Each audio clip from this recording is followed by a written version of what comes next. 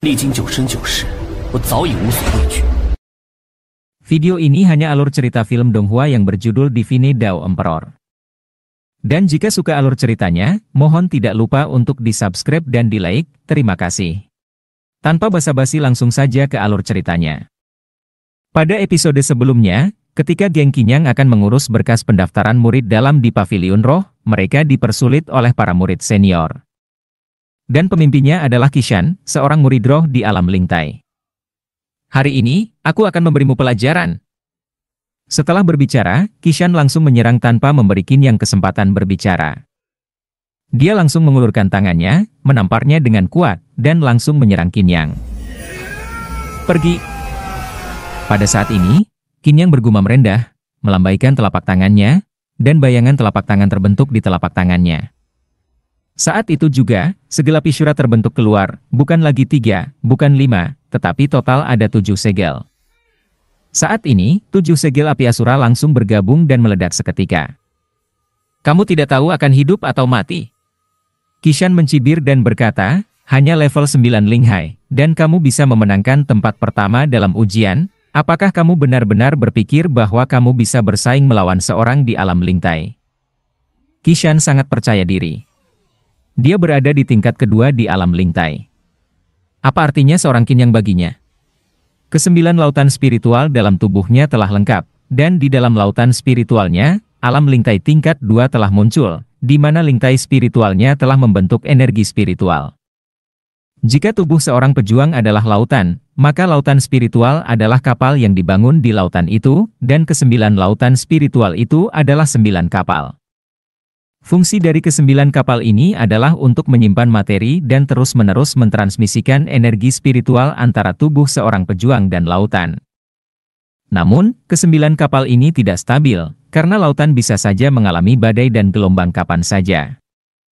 Pembentukan Lingtai adalah untuk mengkonsolidasikan stabilitas Linghai, seperti sebuah jangkar di kapal, membuat Linghai menjadi lebih stabil. Pada tingkat kedua dari alam Lingtai, 2 Lingtai terkondensasi, membuat energi spiritual dalam tubuh pejuang menjadi lebih cair, dan lautan spiritual dapat menyimpan lebih banyak energi spiritual yang melimpah.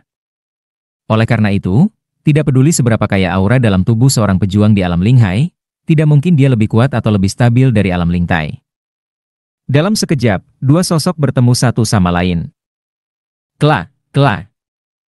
Dalam sekejap, suara retakan yang jelas terdengar di aula. Qinyang mundur selangkah dan menarik kembali telapak tangannya. Di sisi lain, pada saat ini, wajah Qishan tiba-tiba menjadi pucat, dan auranya langsung redup. Tulang tangannya patah. Dan bukan hanya satu tulang yang patah. Qinyang, kamu.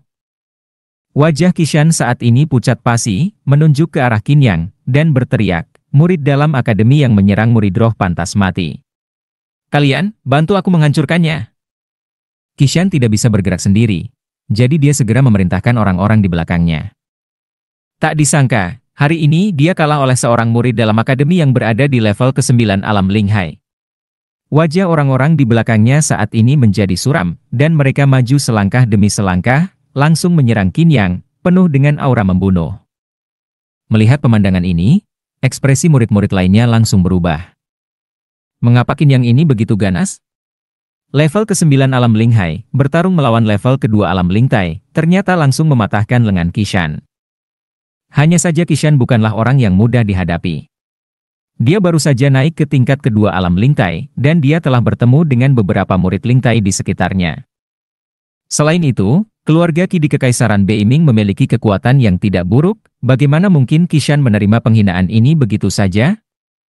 Swiss, beberapa sosok berusaha untuk menunjukkan diri mereka saat ini, langsung bergegas ke arah Qinyang, bersumpah untuk menunjukkan diri mereka dengan baik di depan Qishan. Berhenti! Dan pada saat ini, sebuah suara raungan tiba-tiba terdengar. Apa yang kalian lakukan? Raungan itu menggelegar, dan semua orang yang hadir tertegun. Dan para murid di alam Lingtai itu juga menjadi pucat dan menghentikan langkah mereka. Saat ini, seorang lelaki tua berjubah hitam, dengan janggut dan rambut putih, berjalan perlahan. Elder Su! Elder Su! Melihat orang yang datang, ekspresi Qishan langsung senang. Elder Su, Anda datang pada waktu yang tepat. Orang ini melanggar aturan, dan dia secara terang-terangan menyerang murid-murid di Ling Pavilion. Qishan segera berbicara, dan dengan cepat berkata, Elder Su, sebagai salah satu tetua yang bertanggung jawab atas Ling Pavilion, Anda harus menangani masalah ini. Qishan menunjuk ke Qin Yang, lalu langsung menatap Qin Yang. Elder Su Tongtian, tetua yang terhormat, berada di tingkat pertama di alam jiwa. Di Ling Pavilion, dia dikenal tegas dan tidak memihak, dengan kepribadian sebagai seseorang yang mampu untuk menyelesaikan masalah. Su Tongtian mendengus, dan berkata, aku akan menangani masalah di Ling Pavilion dengan adil, siapapun yang membuat masalah akan dihukum oleh akademi. Setelah kata-kata itu jatuh, Su Tongtian memandang sosok di tengah kerumunan dengan tatapan arogan. Qin Yang. Tiba-tiba, matanya jatuh pada Qin Yang, dan mata Su Tongtian berkedip. Segera setelah itu, aura Su Tongtian terus memudar, dan akhirnya menghilang sepenuhnya. Dengan 3 langkah sejajar, Su Tongtian berjalan langsung ke arah Qin Yang. Anak ini, tamat sudah.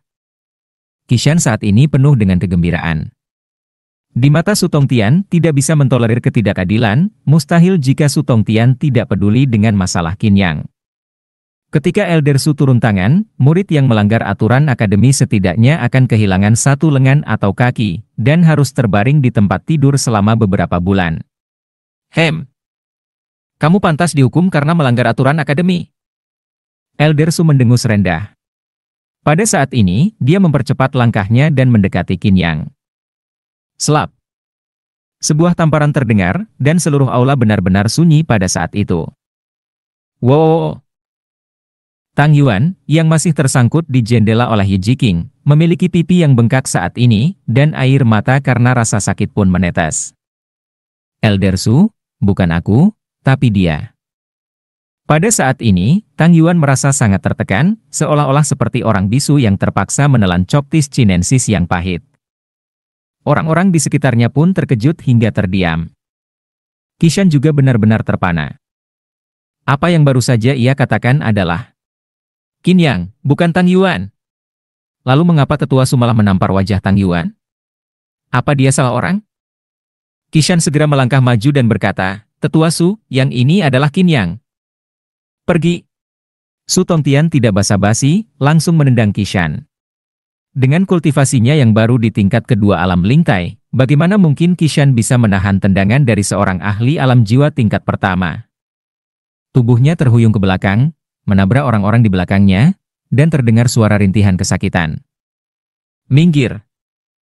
Menatap Qishan dan yang lainnya, Su Tongtian langsung berteriak, apakah aku ini buta? Tang Yuan!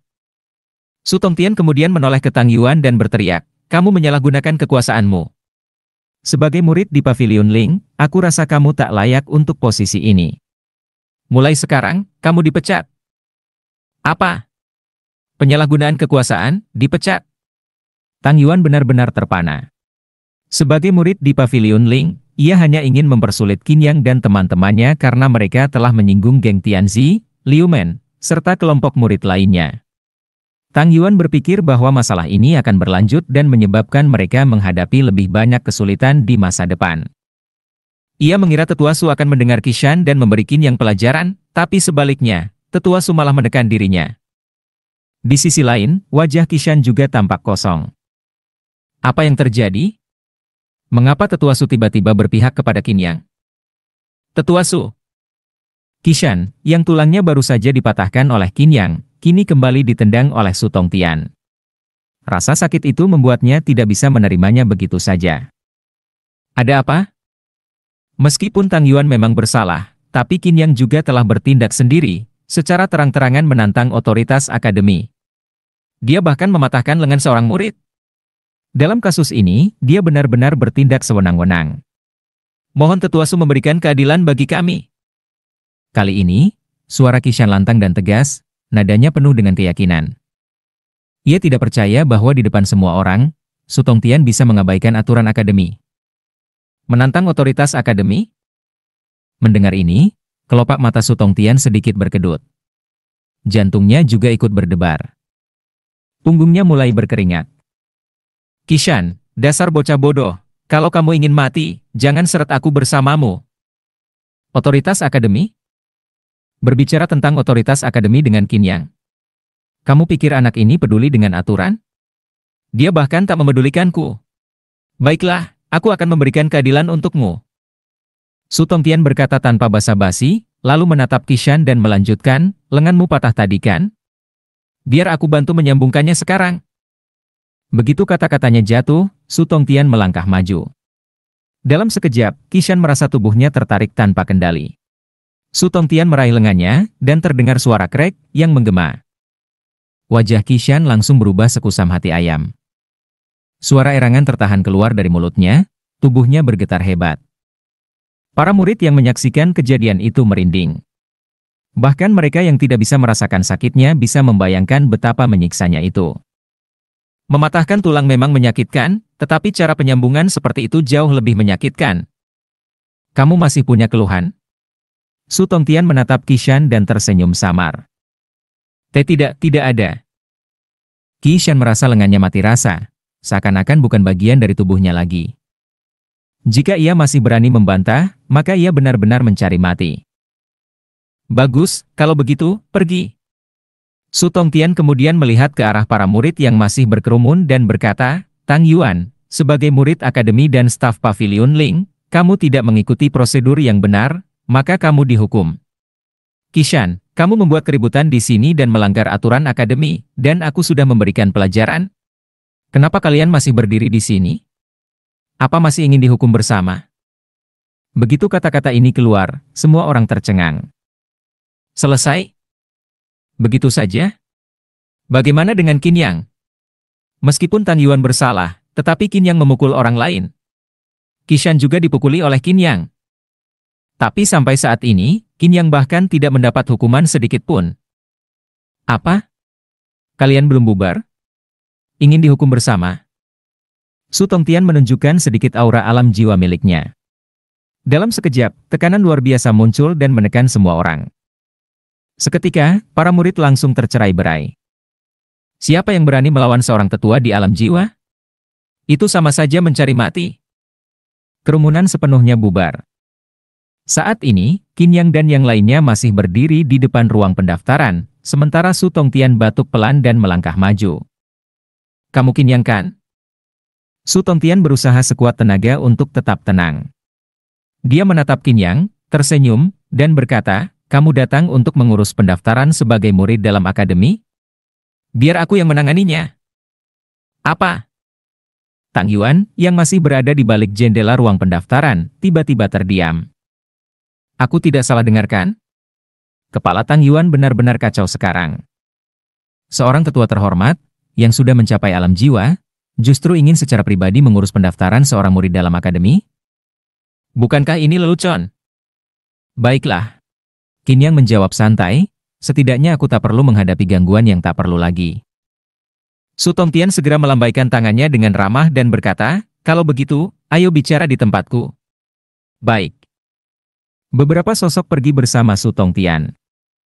Sementara itu, Tang Yuan benar-benar membeku di tempatnya. Apa yang baru saja aku lihat? Baru saja, Su Tongtian, tetua terhormat dari akademi, bersikap seperti penjaga gerbang, memperkenalkan seorang tamu kehormatan ke dalam akademi. Gaya bicara dan sikapnya benar-benar terlalu hormat dan sopan. Kenapa bisa begini? Hanya karena Qin Yang memenangkan ujian akademi? Tidak mungkin. Dalam pandangan seorang tetua alam jiwa, seorang murid dalam akademi seperti Qin Yang tidak ada apa-apanya. Tang Yuan menggaruk kepalanya, mencoba memahami situasi ini, tetapi tetap tidak bisa menemukan jawabannya. Sementara itu, di dalam Akademi Dewa. Di puncak sebuah gunung yang menjulang tinggi, berdiri banyak istana megah. Di puncak tertinggi, ada sebuah pondok jerami sederhana. Di luar pondok, di depan sebuah meja batu, seorang pria berbaju hitam duduk dengan diam. Tiba-tiba, terdengar suara angin kencang yang menusuk telinga. Di depan meja batu itu, muncul sosok seorang pria parubaya mengenakan jubah naga emas, dengan aura yang tenang dan penuh wibawa. Tian An, sudah lama kamu tidak mencariku. Pria parubaya itu berbicara dengan tenang.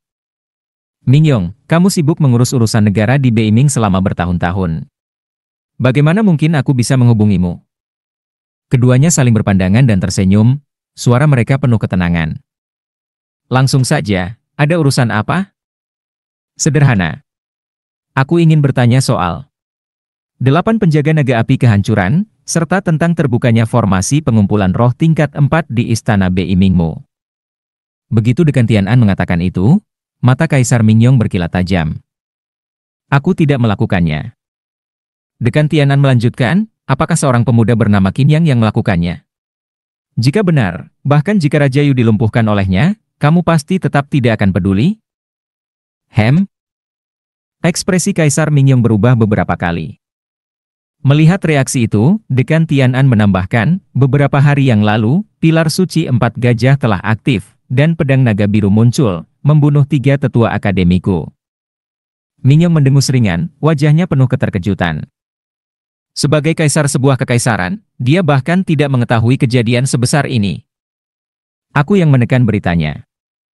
Dekan Tian'an tersenyum tipis, bagaimanapun, ini terlalu mencurigakan. Jika berita ini tersebar, Kekaisaran Beiming tidak akan bisa bertahan di benua ini. Qin Yang melakukannya. Oh, jadi dugaanku benar. Dekan Tian'an menarik napas dalam-dalam. Siapa sebenarnya Qin Yang ini? Aku juga tidak tahu. Kaisar Mingyong menjawab jujur. Namun, aku sarankan kamu jangan pernah menyinggung anak itu. Aku beritahu kamu, dia tahu lebih banyak tentang sejarah keluarga kerajaan Beiming daripada aku sendiri, sang kaisar.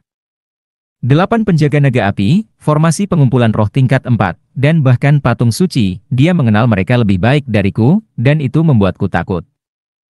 Terhadap dia, aku hanya bisa berhati-hati. Bahkan putra mahkota saja harus mendengarkannya. Begitu kata-kata itu keluar, Dekan Tian'an terkejut. Kamu serius? 8 penjaga naga api kehancuran memiliki kekuatan untuk membakar dunia. Dia bisa mengaktifkan formasi ini dan membunuh kita berdua seperti mencabut rumput. Dan bukan hanya itu. Terima kasih sudah menonton videonya.